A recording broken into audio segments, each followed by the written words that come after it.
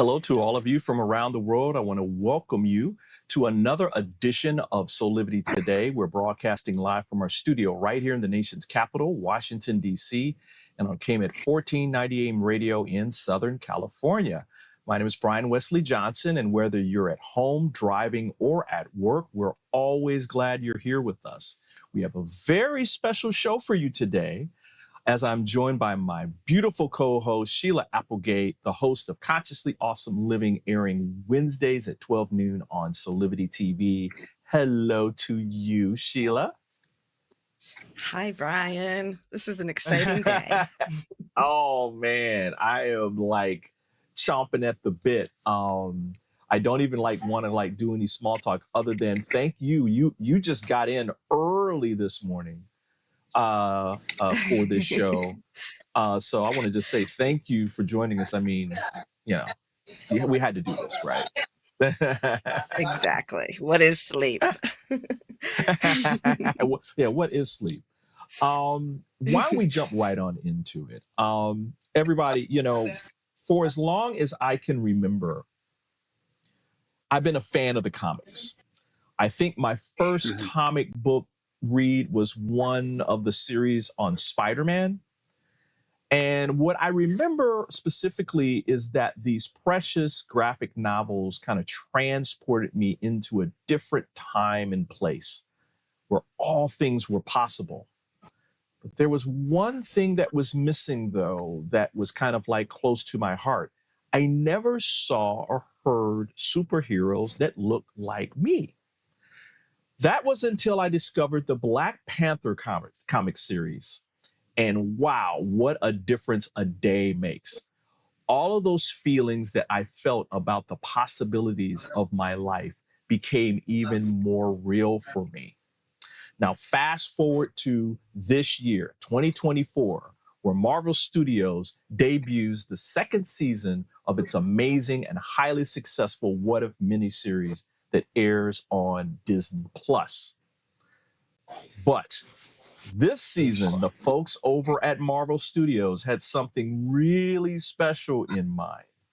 The 6th episode in season 2, What If Kahhori Reshaped the World, premiered on Disney+ and introduced audience to an original superhero, Kahhori, a young Mohawk woman on a quest to discover her power. Now, here's the cool part. The episode was created in close collaboration with members of the Mohawk Nation to ensure cultural authenticity. As the characters speak in the Mohawk language, the episode is completely subtitled, and the story is informed by the history of the Aquanasi region in what is now upstate New York. Let's take a look. Yes. Ne adun het sa gwegun wa da wayats. Ne honega, ohunza, danu a gwegun wa hundet sunga. Ne non dewak ne adun het sirda, rodis ton sirdayon dewa tawa. Nekti goises, eguni gun radani. Nitsi, na hoden, unka nize. How, ona gun dewa taja. Unka, ne ia tardax. Kahhori Reshaped. Yanere di wadi jatatka. Na hoda, guatoga yordi huaneragwad. Dano nidzi, was satste nega no ho aneo nega nosne. Sino yahte GEORGE-KANENTIIO. Yahte GEORGE ona. Yanere tona eerdi. No na sigek saa, erde ungwe yeo go jatatun to nega nosne. Guarda se ogun anioni. Nekti, zatgato. Go irdis. Hey, gwe. Hey, segun. So cool. So today, as we go behind the scenes with two of the people who are responsible for this groundbreaking work, which like Black Panther did for me as a young boy, it will help many, especially children of First Nation people, embrace the unlimited possibilities of their lives. With us today are Doug George. He's from the Aquanasi Mohawk territory and is a lecturer, renowned author, and award-winning journalist. He is nationally recognized as a primary source of information about the Iroquois politics and culture.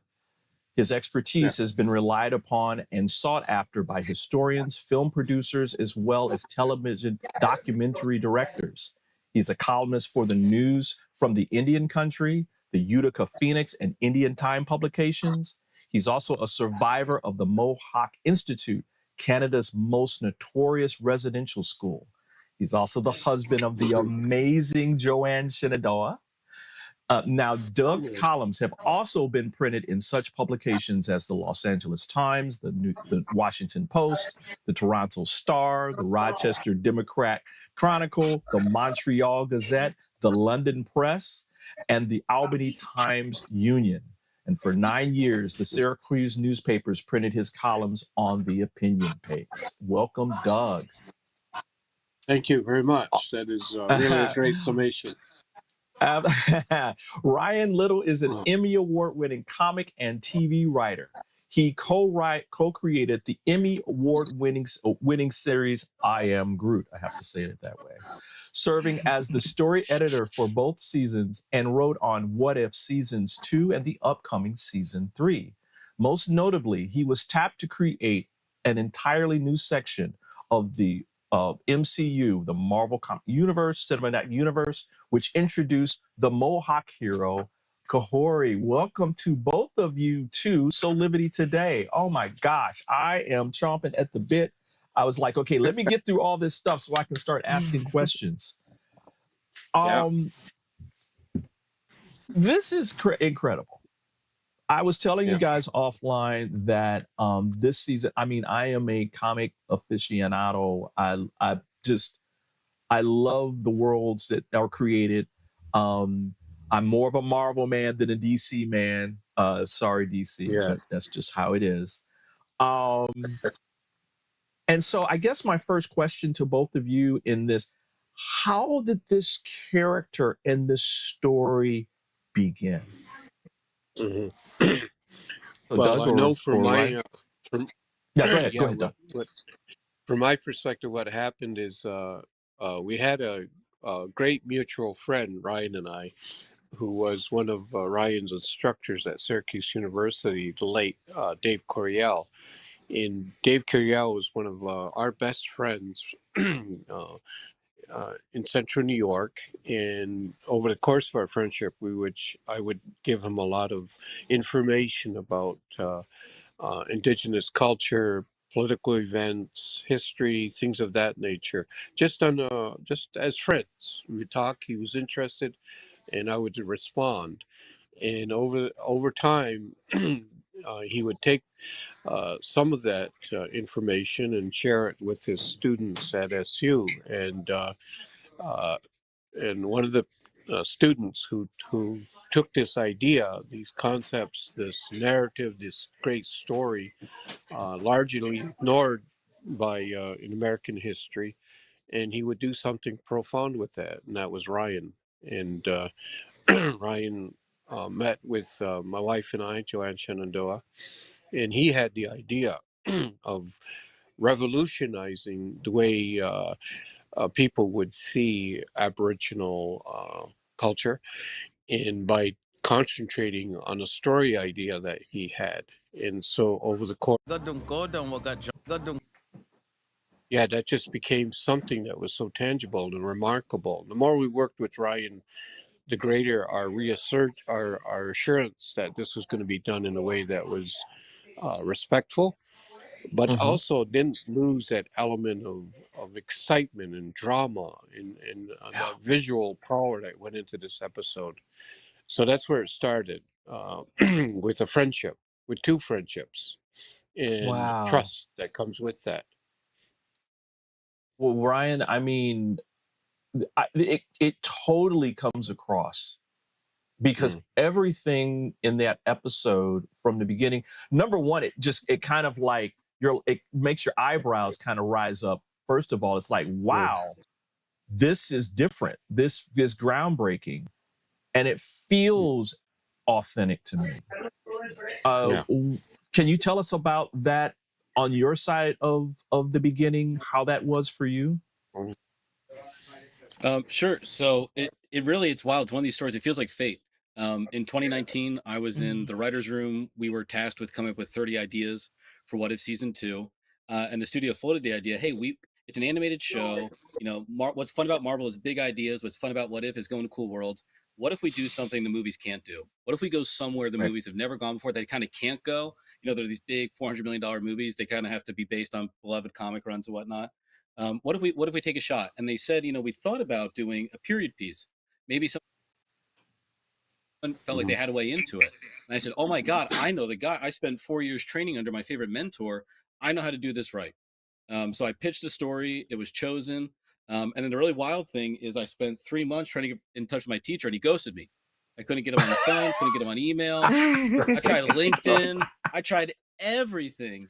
And then my deadline was literally a week away to get the thing started. And I got that tickle in the back of my head. And I Googled his name, David Coriel obituary. And I found out he'd been dead for 6 months. I had no idea. He passed very unexpectedly, very quickly. But I know his writing. I know he wrote his own obituary. And the last line said, in the tradition he found comforting, he believes he's returned to the stars. And I said, that's really specific. So I put that into Google. That introduces me to the concept of Skyworld. That launches the whole episode. That's our whole mythology. Wow. He was my favorite mentor. He kept me from dropping out of college. And in death, that man showed me the way one last time. It's beautiful. Wow. And then out of nowhere, we start doing the research, and quickly I meet Doug, and we're on the phone. They say, Doug's the consultant. He's the historian. You got to talk to him. He's from Central New York. Doug, do you know David Coriel? Yeah, of course I know David Coriel. My wife sang at his funeral. How do you know David Coriel? He was my mentor. He saved my life. Kept me from dropping out of college. So it was really this amazing cosmic kind of feat of fate that brought us all together. Then it sped up the collaboration, I think, because we had this shorthand, we had this similar friendship in common. And you know what you spoke to about the quality of the episode that hits you right away. Doug and all our consultants, we worked with, you know, over 24 people over the course of the thing. They were so kind. They were so passionate that when you look at that image, when you see a clip, there's background artists, character designs, score, line work on the faces. Everyone on our team brought their A game because they felt the passion that Doug, Joanne, and all our consultants brought to this thing. Dozens of people around the world did their best work on this project because they knew we had something special, and they knew we had an opportunity to do something that meant something to the world. Wow. Amazing. Sheila, I'll go to you for a question. I love that story. And Doug, as soon as you mentioned David, I could sense him, you know, with us. So as the story went on, you know, I just had to smile because I could feel Joanne and David with us. And I love that they were able to guide and support it through the spirit world, because that just is another reflection of what it's all about. You brought in some beautiful aspects of the Haudenosaunee traditions and the Mohawk sacred. Can you share a little bit about, you know, which ones you chose, both of you, and how you chose to bring them in? Yes, well, we had to be very sensitive towards respecting the sacred. There's certain elements of Mohawk culture and teachings that are considered just ours and are retained by our people. But when it comes to instances within the episode, when we show the sky world, for instance, what we wanted to do, what we asked Ryan and his team, was to ensure the physical integrity of the people as they would have appeared at the time of contact in the 1500s. And then we had to make reference deliberately to life in the sky world, because in Mohawk teachings, it is very precise, very accurate. And what it does is, when you show this part of our spiritual reality, it removes any kind of trepidation or apprehension or fear about that transition when that takes place, that metamorphosis from this reality to the next.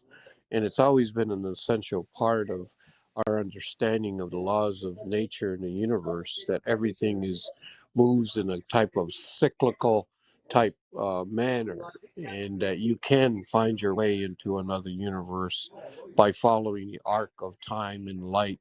And so when this possibility came up that we could actually show what it is like when we do transcend, that to me was critical, absolutely critical. And so I think the part where it shows that is both beautiful and it's Yeah. reassuring.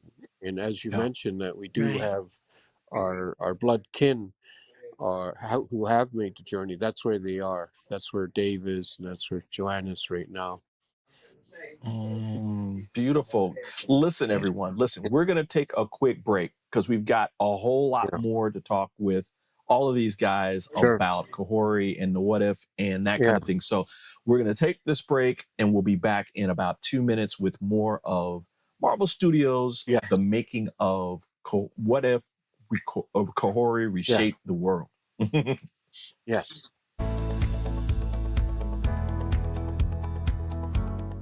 Hi there, this is Brian with Soulivity.com. I want to share some exciting news about our new Aspire Academy by Soulivity. Now, you probably want to know what the Aspire Academy by Soulivity is. Well, it exclusively connects you with people around the globe and who share the intense desire to improve themselves and create a better life for themselves today. There's classes, there's workshops, there's live events, and even more exclusively just for you. You see, I wanted you to have a safe space where you could grow, you can learn, and it would empower you in all aspects of your life, including your mind, your body, and your soul. So, how do you get started? Well, it is so easy. First of all, the best part, joining Aspire Academy is absolutely free. Just click on the Join Now button, sign up, and begin your journey. As a special part of this invitation to you, there are some free courses that are available for you to try from our amazing roster of coaches and collaborators. It's our way of saying thank you for all of your support and being with us along our journey of expansion. I hope you enjoyed the Aspire Academy by Soulivity today. Start the process. Learn more about your passion, your purpose, and how to live a higher quality life.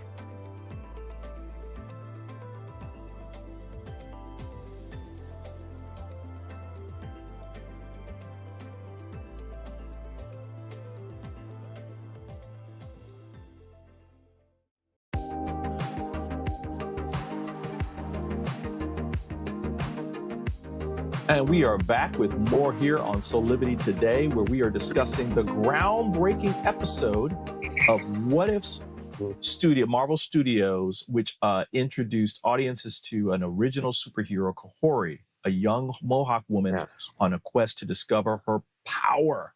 And back with us yes. again are Doug George, Ryan Little, and of course my co-host Sheila Applegate. Sheila, I'm going to go to you for the next question. Well, Ryan, I'd love to hear how you create the creative process that you used in order to, well, create this alternative universe. And I know that one of the or I've read that one of the things that really was at the core of it for you was what if colonialism didn't happen? And I just wonder if you can share about that process and how it inspired your writing. Sure. So at this point, we'd done like 15 episodes of What If, but this creative pipeline was completely different than any of the other ones for obvious reasons. The studio was amazing. Basically, I had to say to them, the best I can do is give you like a bare bones outline, and then I need you to hire me consultants because I don't want to do any of my own research. The internet's a crazy place. I don't want to listen to the internet. I want to go find the people. I'm going to go to the well, and I want to learn from them. And they were totally on board with that the whole way through. Brad Winderbaum, our executive producer, Kevin Feige, head of the studio, were all fully supportive, got me what I needed, said, go find the people, go do the thing. The story, the process, quite frankly, was I know the Marvel piece of it all. I'm a Marvel nerd. I've been going to comic shops every Wednesday since I was a kid. I have this vague sense of, okay, character, here's story, goes to find power, goes to place, finds power. Kind of, it's a basic, hero's journey kind of origin story. That's enough to get it going. And then my work really was learning from consultants like Doug, like Rick Hill, like all kinds of people, And then finding ways to build scenes that let us showcase all the stuff they're willing to teach me about, to showcase what does it mean for her to be Mohawk? What's it mean for her to be a Mohawk woman, a Mohawk sister? What's it mean for her to be Wolf Clan? How would they have seen invasion? How would they have seen going up to the stars? How they see family? What does it mean to keep the people in front of you?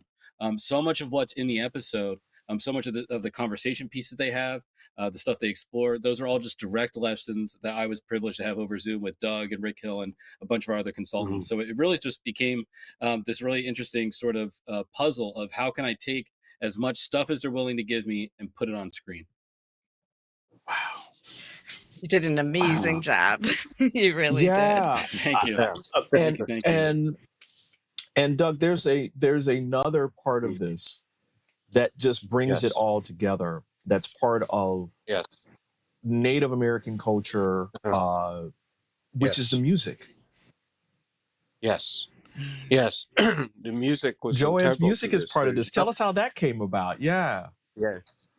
My wife's has been acknowledged as one of the foremost Aboriginal composers and performers of the late 20th and early 21st centuries, and she did so many compositions. She performed she did an orchestral treatment that follows this storyline, incidentally, but she's performed all over the world. And when Ryan approached us to this, of course, we had to find a way to weave Joanne's remarkable vocal talents with the episode and to make it work so it flowed harmoniously with the storyline. And Joanne had so many recordings, 25, that Ryan to select with his musical director which song fit which episode. But it was, Joanne was so enthusiastic about this because she realized the enormous opportunity here to present a part of Aboriginal life that at this point had been almost entirely obscured by these broad myths and stereotypes. And Joanne's instruction given to her by her ancestors was to take her music in whatever form presented itself and then make sure that people heard it. And by the hearing, the very act of listening to this, it would change them, however subtly, spiritually. It would enhance their appreciation for native history and culture. So that's why the music is such a profound part of this, because it's not just Joanne singing.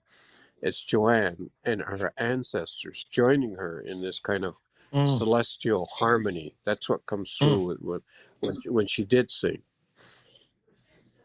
Wow. That just takes it to a whole nother level of experience, right? Because as you're watching the episode, there is this feeling, right? Of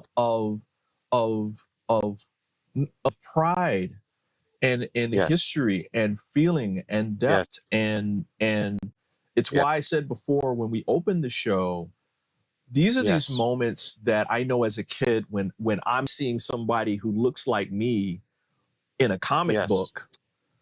And now we have all this new technology, and now I'm seeing someone, that looks like me and sounds and has this language and this music, and it's from my cultural background. It's like it's a game changer. It's like there's someone who looks like me, right?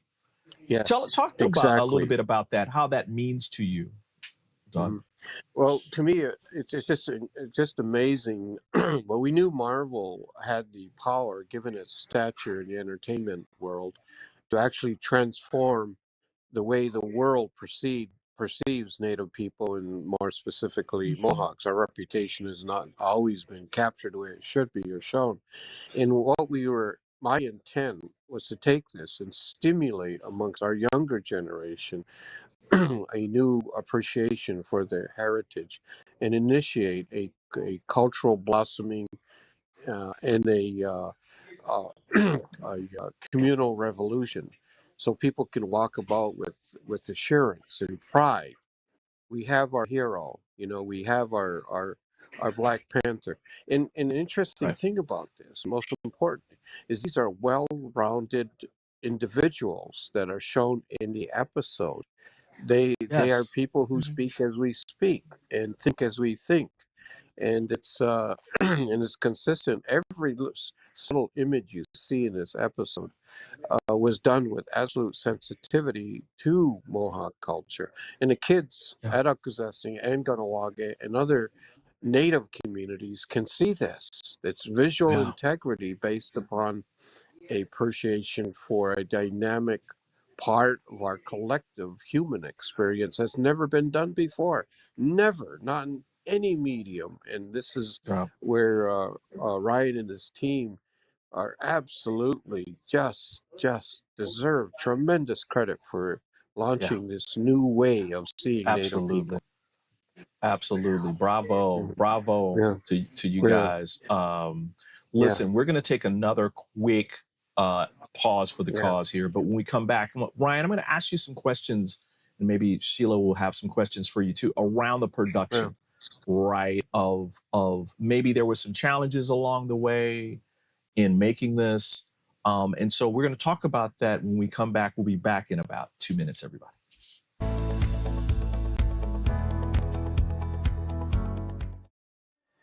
Do you see me kneeling on this dual roller called Parasetter? It's actually comfortable because of this channel and the softness of the special foam. It feels like my kneecaps are being massaged.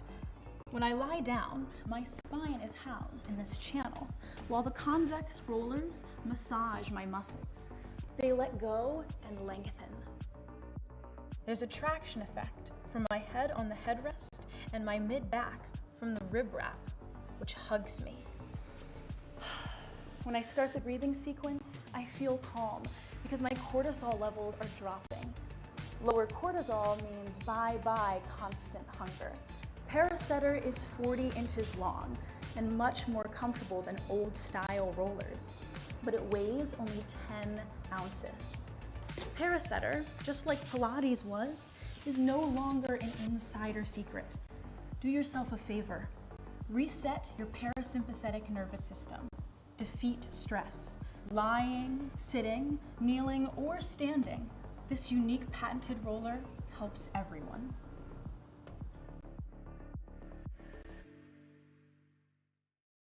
Six years ago, when I started Soulivity, my vision was to support everyone in improving their life through the discovery of their passion and purpose, so they could become the best version of themselves, to battle fear and ignorance, and create a better world today.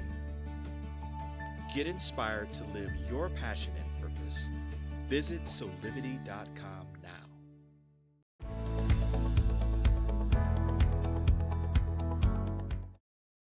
Hey there, we are back with more here on Soulivity today. We are discussing the groundbreaking episode of Marvel Studios' What If, which introduced audiences to an original superhero, Kahhori, a young Mohawk woman on a quest to discover her power. And back with us again are Sheila Applegate, along with Doug George and Ryan Little, who were both instrumental in bringing this character and episode to life.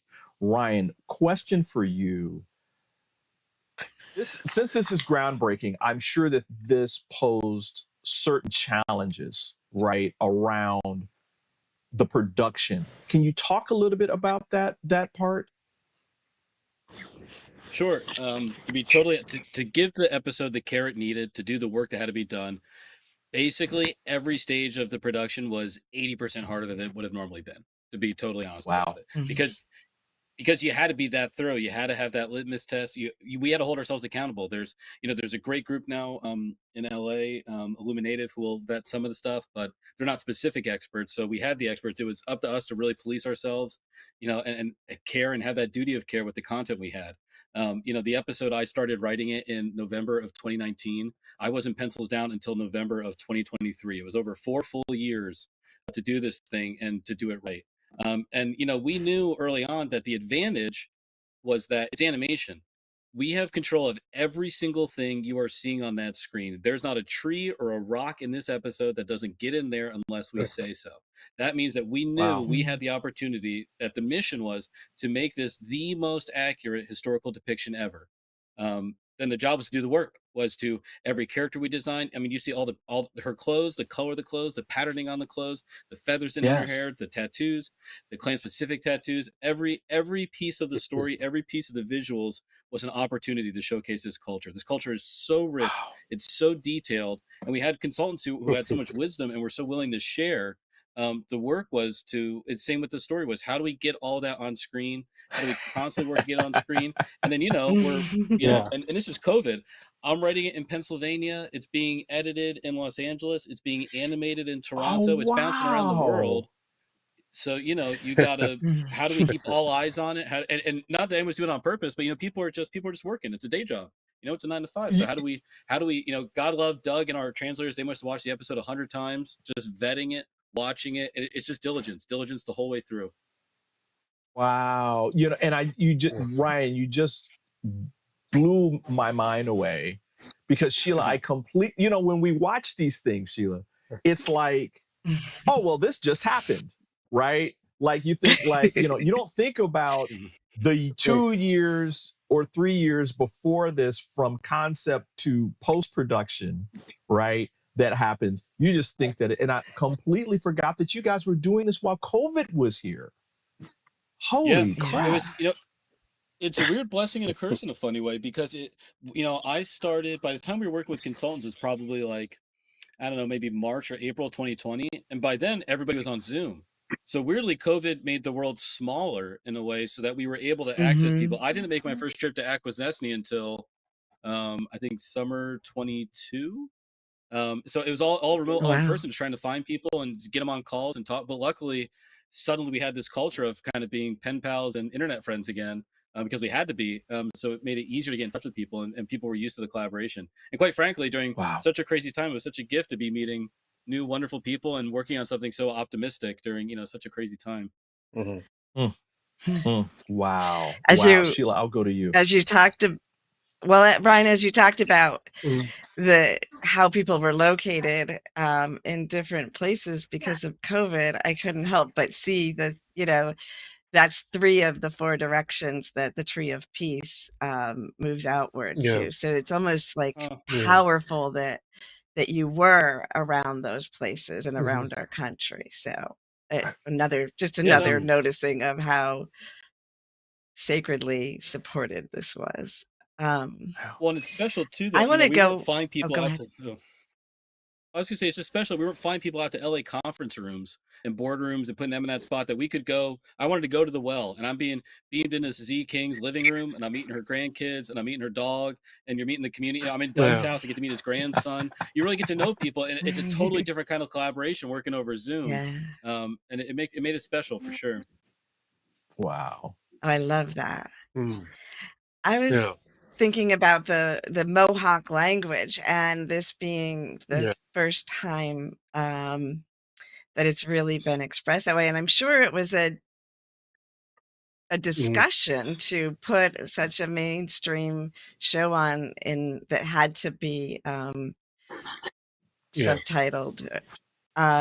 Yes. And at the same time, that I'm looking at the history of it and how the language was one of the parts of colonialism, taking it away from the people. And then there's, from my understanding, there's been this sort of flow of, do we share it with the world? Don't we? So can either or both of you share some, like that in itself must have been such a huge piece to navigate.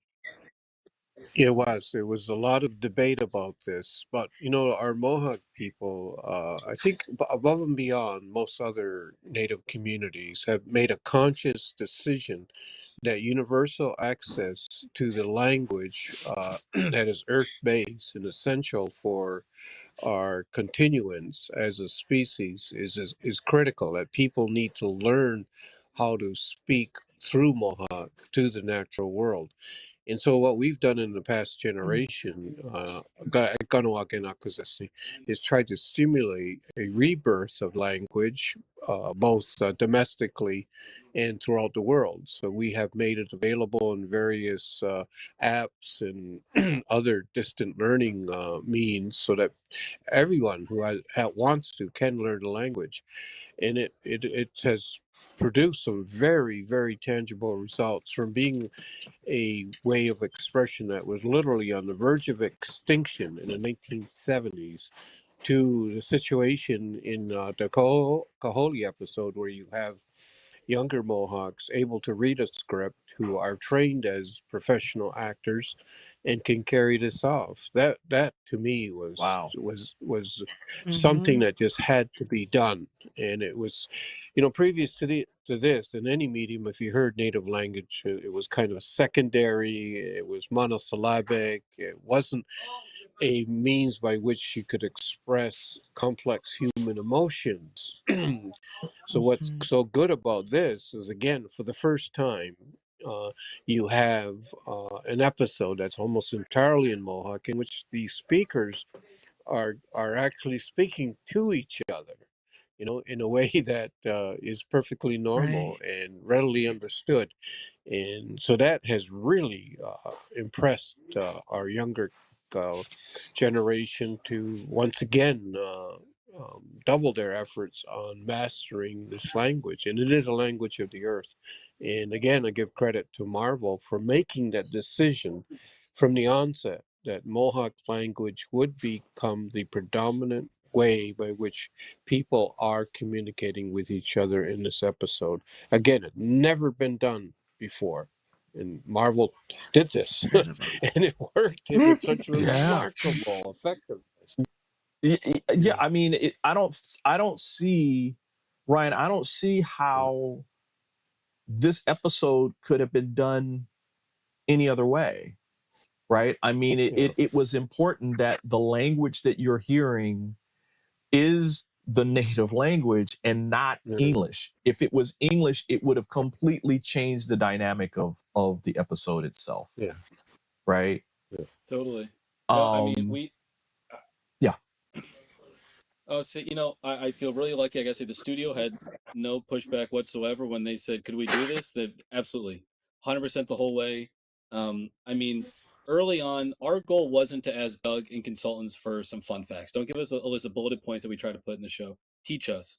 We want to Yeah. understand. We want to know what we're talking Right. about. We want to understand the sentiments, Yes. mentality, the viewpoint behind it, so we can honestly express it. And so early on, you learn about the average blue collar people who've worked so hard to maintain this language, that to Doug's point, it was nearly extinct, Yes. that under threat of physical violence, they kept speaking their language.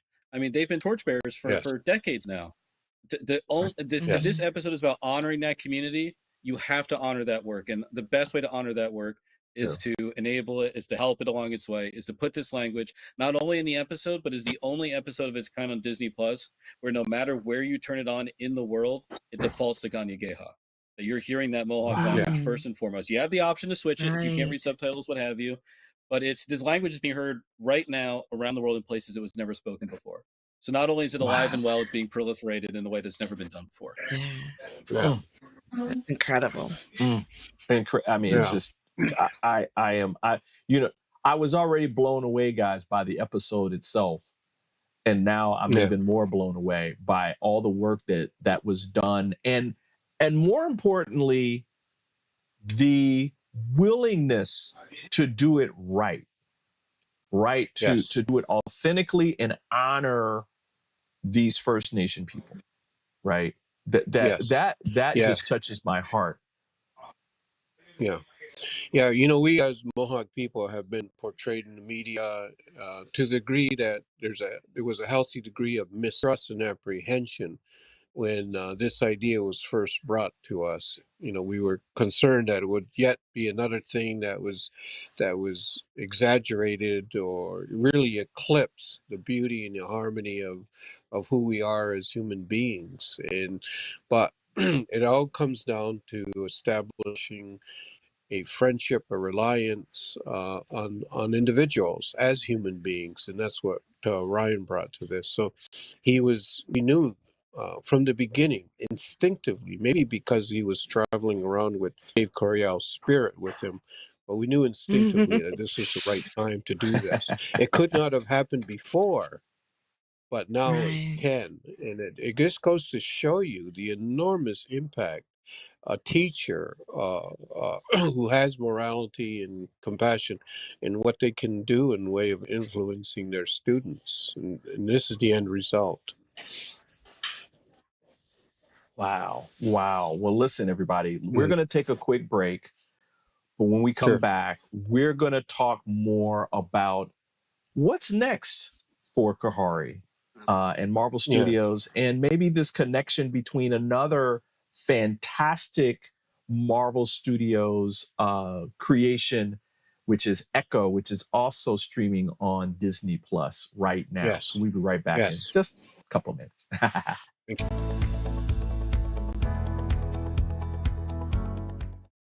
Would you like to be one of the first people to experience mental freedom? Mental freedom is a coaching practice with 6 core principles: improving hope, self-efficacy, optimism, resilience, and general well-being. Mental freedom only takes 6 sessions. It is designed to give you the tools you need to help yourself. It can help with any situation: relationship problems, past trauma, career decisions, parenting challenges, addiction, and mental health concerns. Incorporating the mental freedom framework into your life will deliver an approach to master any situation and a pathway toward achieving inner peace. Mental freedom provides the information and tools that you need to grow and be bigger than anything that ever happens to you. So if you're looking for one-on-one or a group coaching program that will allow you to address any situation that comes up in your life with practical tools to give you more peace and joy, then join the Mental Freedom Program in Soulivity's Aspire Academy. There are very limited spots available, so don't delay. I hope to see you there.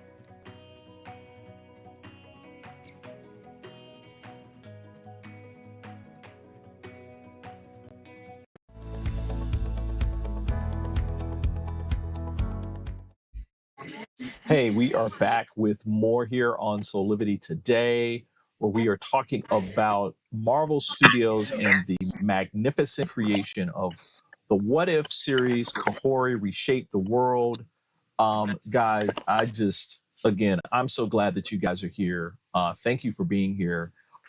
Just a final question for both of you. What's next? I mean, we have this another groundbreaking release of Echo, which features this other indigenous character who's alongside the hero Daredevil, but also associated with Kingpin.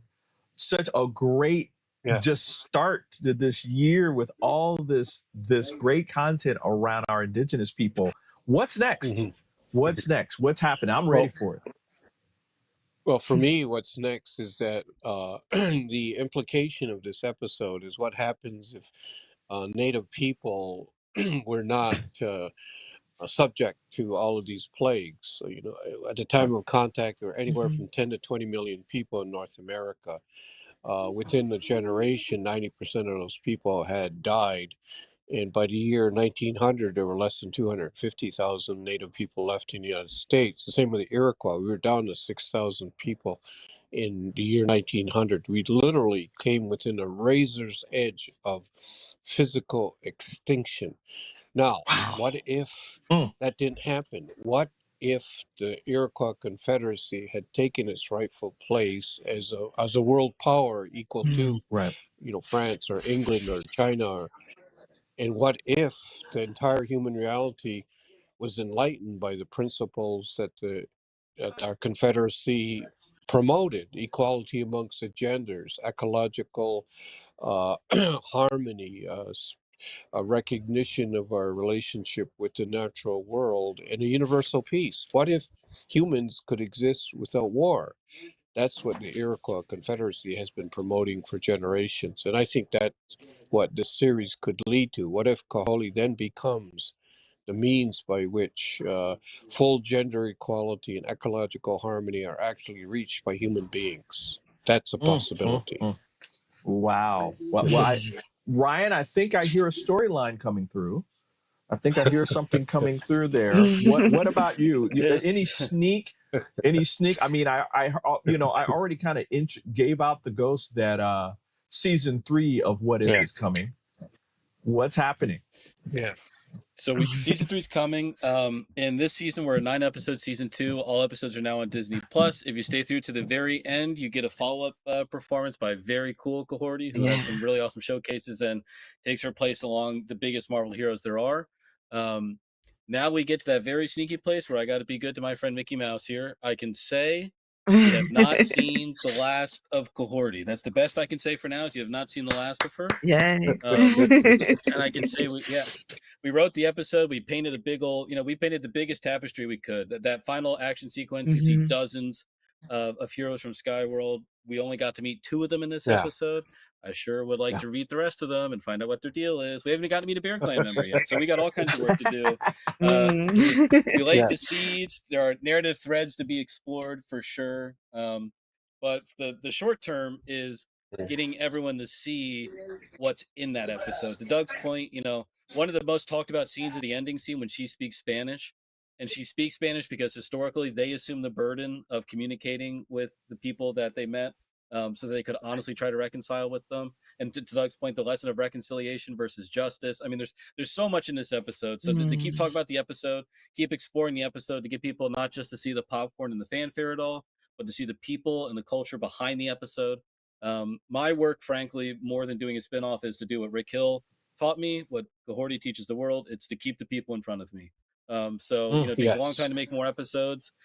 We on the project have been the recipients of immense goodwill from the Mohawk community for 4 years. So my job right now is just to start paying it back as much as we can. We got a donation of Kahhori toys going up to the Mohawk Reservation this week. And the work just kind of starts there. Short-term work is, and the biggest thing I can say, what I would want to say more than I want to talk about the character, is turning to the people who are here now, the real people who are here, our neighbors who are here living alongside of us, shining the light on them. That's the whole point of the episode, is to raise them up and to turn the focus on them. They're my friends. They are my creative partners. They're wonderful people. So using the release of this episode, using Kahhori herself to turn to them, to applaud them, and to hopefully give them the seat at the table they deserve. Wow. Yeah. Wow. Good one. Well, Thank you, Ryan. Hey, I cannot That's wait. awesome. I'll think I'll write Marvel and say, hey, what about like this Black Panther Kahhori kind of like crossover? Yes. There you go. Like the Wakanda. That's the number one people are asking for. Hey, just saying. Just saying. I'll give it to you for free. All right, I think I know your Twitter handle. I've seen you popping around Twitter asking that question. I got you. Oh man, listen, Doug, I'm gonna go to you for any final thoughts that you have as we have this quick last minute here. Yeah, what I'm doing here in Florida and across the country is bringing people's awareness and appreciation for the complexities and nuances regarding Indigenous people. That as we are at the cusp of making some significant decisions regarding our ecological viability, there is a way, there is an alternative, there's a hope and a light, in that if we acknowledge the influence of the spirit beings on our day-to-day lives and in our responsibility towards the natural world, then we will endure. And that's what Kahhori represents to us, is the inherent strength and power of the life givers, of the women of our nation. And once they're elevated and liberated to do what they have to do under the laws of nature and the universe, then balance will be restored. That's, to me, what this represents, is we do have a powerful feminine hero who does one thing that you don't see in any other entertainment venue. She fights. But she fights for the absolute good and for the rights of the unborn. That's what she does. And this is what people should take an inspiration from. I'm loving it, loving it, loving it. Listen, everyone, if you have not seen this season of What If, especially episode 6, see, I even know which episode it is. Go check it out at marvel.com or you can go to Disney Plus and watch this great season. It is fantastic. Running out of time, everyone. Thanks to all of you for being here. Thank you. Sheila, Doug, Ryan. Thank Doug and you. Ryan, would you come back again when maybe there's some things you can talk about in the future about what's happening with Kahhori? Would you come back? All right, fantastic. All right. I love it. good. I love it. Open the door, we'll come right in. We'll be there. Oh you. man. Thank you. Sheila. Listen, just want to remind everybody, listen, you can watch this episode and all our other episodes by subscribing to our YouTube channel. You can go there and subscribe, and you can watch this show and all our other shows by looking at Soulivity Magazine on YouTube, as well as this is also a podcast. You can go to your podcast providers, may it be Spotify or Spreaker or Amazon Podcasts, whatever your podcast provider is, we're on there as well. Also want to remind you, go check out soulivity.com, where we have fantastic content that's available for you today, especially articles on, personal development, motivation, inspiration, travel, whatever it is. We are there to help you create your best life today. Man, Thank you. Sheila, so much to talk about today. We just don't have the time. Fortunately, we do this wow. often. I know, right? It's like, wow. Well, thanks to you. Thanks to you for being here, especially being pooped and everything. I mean, golly, girl. You got in at what, 3? I wouldn't have missed this show for anything. Yeah. I would have done it from the airport if they kept me there. See, the dedication. I love it. Listen, everyone. We are almost out of time here, but just want to say again, thanks to all of you for being here today on this episode of Soulivity Today. This is how we do it every Monday through Friday. We are here to support you in becoming more inspired and, to aspire to creating your best life today through passion and purpose. And so on behalf of all of us here at Soulivity, including my guest today and my co-host, thank you for making this day fantastic for all of us and for you being here, and that we will see you next time on Soulivity Today, 8 a.m. Eastern on our Soulivity channels and 8 a.m. Pacific for all of you guys out on the West Coast. We'll see you next time. Bye for now.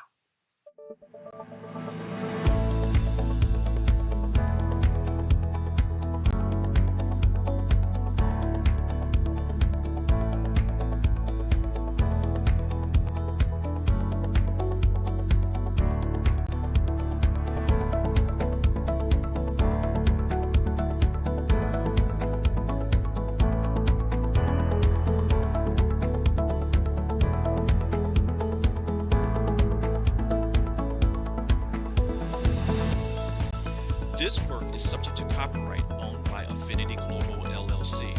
Any reproduction or republication of all or part of this is expressly prohibited unless Affinity Global LLC has explicitly granted its